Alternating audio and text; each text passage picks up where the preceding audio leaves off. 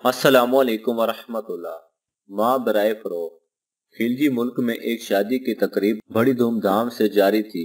दूल्हा दुल्हन बड़ी शान और शौकत के साथ स्टेज पर विराजमान थे। दुल्हन ने दूल्हे के कान में कहा, अपनी अम्मी को स्टेज से उतार दो क्योंकि मैं उसे नापसंद करती हूँ। दूल्हा उठा, माइक पकड़ा और 3 दफा ऐलान किया, मुझसे मेरी माँ कौन खरीदेगा।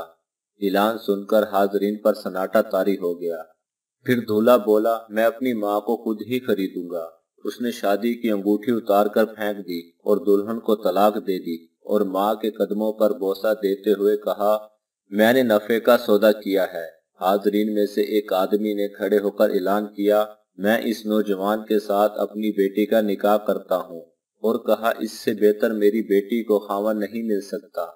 उस नौजवान ने दुनिया भी कमा ली और अपनी जन्नत माँ भी पा ली।